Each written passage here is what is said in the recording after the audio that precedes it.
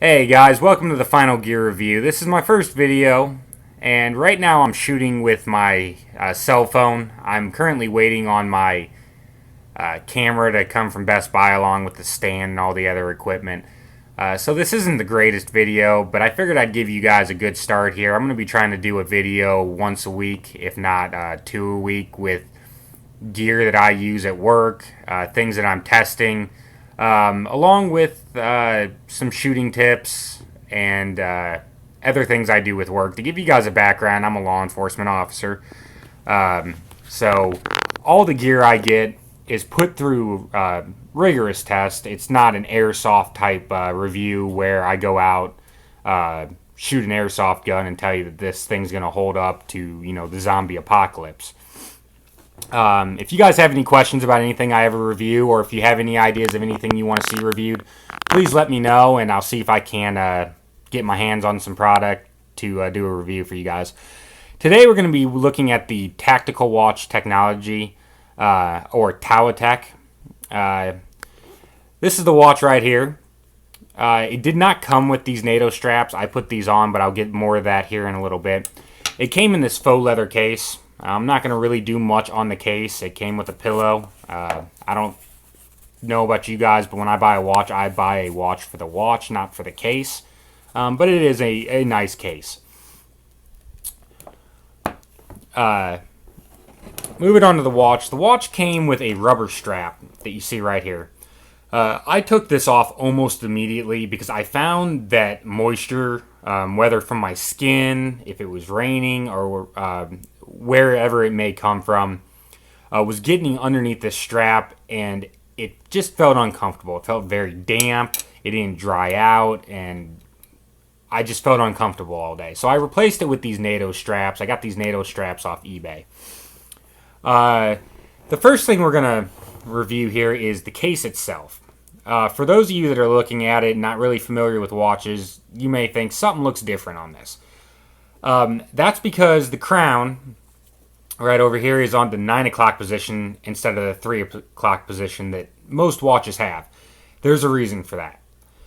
When you're wearing gloves, whether it's tactical gloves, flight gloves, or just snowboarding gloves or ski gloves, whatever type of glove, you don't have a crown on the other side to get caught on. Also, when you're bending your wrist, it's not poking and jabbing you in the wrist. Now, that's making that assumption that you wear this on your left wrist. Now, being that most people are right-handed and wear their watch on the left wrist, that applies to most of the population. If you don't, if you do wear your watch on your right wrist, then you can go with almost any other watch, and they're going to have their crown at the 3 o'clock position, and that's going to work for you. Starting with the face here, if I can, we'll try to get this zoomed in for you. As you see, it's a very plain looking face. It's got 1 through 11, and then it's got a large red triangle. And right down the middle, what you see there is the globe material. I'll get more into that here in a little bit. Underneath the 1 through 11, you have the military time, the 13 through 24. And then down here between the 4 and the 5, you have a date. It's a single date. It goes from 1 to 31. It does have a smart dial on it. You don't have to reset it. Try to get this refocused for you guys. It has the standard minute hand, second hand, and hour hand. Now, moving on to the case, we had talked just a little bit ago about the crown. This is a screw-down crown that assists in the waterproof. This watch is waterproof down to 300 meters. Now, I have not had a chance to go diving with this watch yet, so I can't really speak to that. I have had it in the shower, I have had it in the pool, and obviously it's still running after 2 months. But it is a screw-down crown, which is very important when you get down to depth, as you hit those, different pressure levels diving. The case itself is fairly chunky. It's a 44 millimeter case, without the crown. So if you were to cut this crown off, it's 44 millimeters. If you add the crown on, it's 48 millimeters. Now, to give you guys an idea here, I'm going to go ahead and take this quarter and place this right on top. You can see it's decent sized. When I looked at it originally, I thought it was going to be too chunky, too thick, but it's actually not that thick. Once you get it on your wrist, it's very comfortable. If you have smaller wrists, it may be too big for you. It is an oversized watch. It's meant to be read easily when you're underwater. The actual name for this watch, according to TAWATEC, is the Black Titan Diver Tactical Watch. This is the ICS version. There's two versions. There's the ICS version, which is a red, green, and blue markings at night. And then you've got the plain red markings at night. Now, these markings I'm talking about, this watch doesn't use battery-powered light. It doesn't use Indiglo or anything like that requires charging.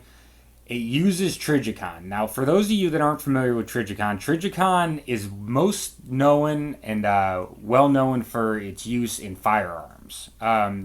It's the little glowing dots that you see on sights on a lot of pistols.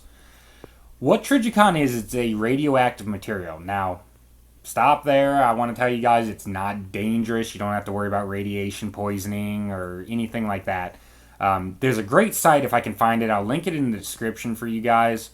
It talks about how weak the radiation is in Trijicon. And then when you get into a watch like this, it can't penetrate this metal casing.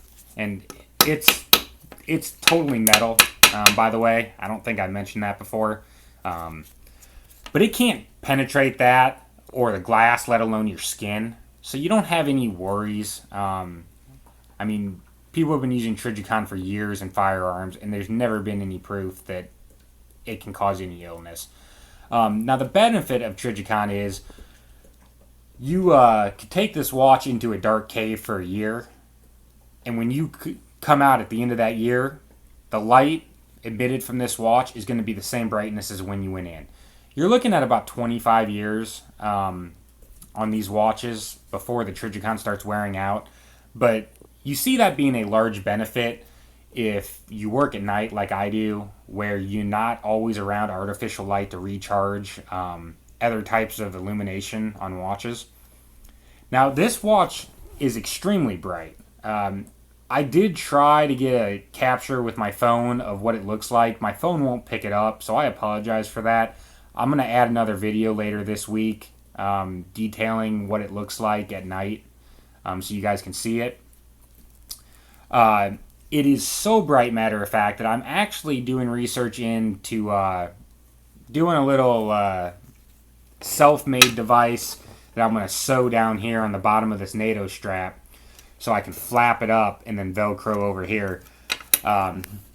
Outside of work, even watching movies, I find in a movie theater at home, I find it slightly annoying because it's so bright.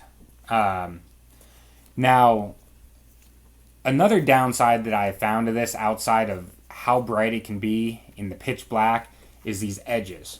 These edges are, I'm not going to say they're sharp, but I have a leather couch, and I always wore my watch on the inside of my wrist for multiple reasons. I'm not going to go into that here. If you guys have questions about that and why people wear watches on the inside of their wrist, feel free to leave me a comment in the comment section.